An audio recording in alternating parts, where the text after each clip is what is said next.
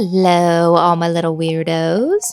Welcome back to my channel and welcome back to Twisted Tales Tuesdays, where each episode I bring you along on a dark and twisted story of a legend or myth. I fell down a deep rabbit hole on this episode, learning new stuff the more that I read on. When we hear the word voodoo dolls, we automatically think about wanting to use one on our enemies, or at least I do. But it turns out the voodoo dolls are widely misunderstood. Many think of African, Haitian, or even down in New Orleans for the origin of the voodoo doll, which it makes sense. While those do have deep roots in the voodoo game, their tradition actually goes back as far as the 2nd millennium BCE, where the earliest known use of clay figurines were used in spells. Voodoo dolls also have roots in European witchcraft and colonial propaganda, where records of wax, what they called poppets, pierced with needles appear in witchcraft trials as far back as 1584. Perhaps one of the most interesting things I've learned while doing this research is the fact they use voodoo dolls as medical charts. Unfortunately, back in the asshole days, enslaved African healers were largely excluded from hospitals and were forbidden to read and write. But they didn't let that stop them from taking care of people, though.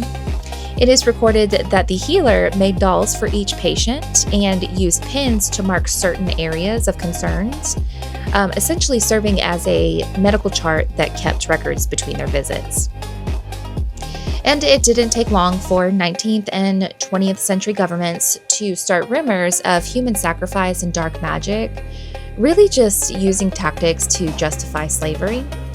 They used fear-mongering to demonize something that was created to help instead of harm.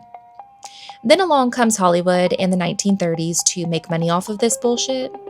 Hollywood was mainly responsible for cementing the myth of malicious voodoo dolls in pop culture, when in reality, the applications of voodoo dolls can vary widely across different cultural traditions.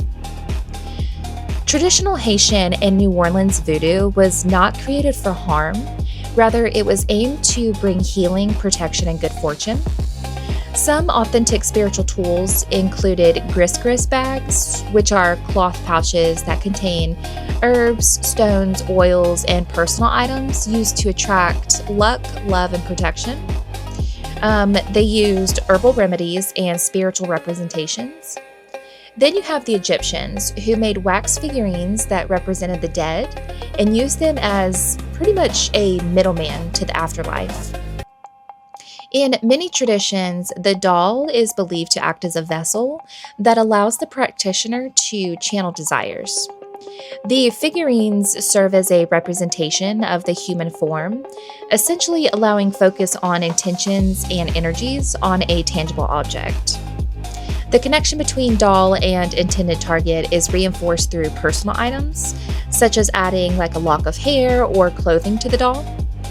These practitioners and healers, they really put thought and effort into these dollies because even the materials used for the doll hold deep symbolic meaning, like natural fibers such as hemp or cotton representing earth and physical realm, and including bones, teeth, or other animal remains symbolize the connection to the spiritual world, or symbolizing the cycle of life and death.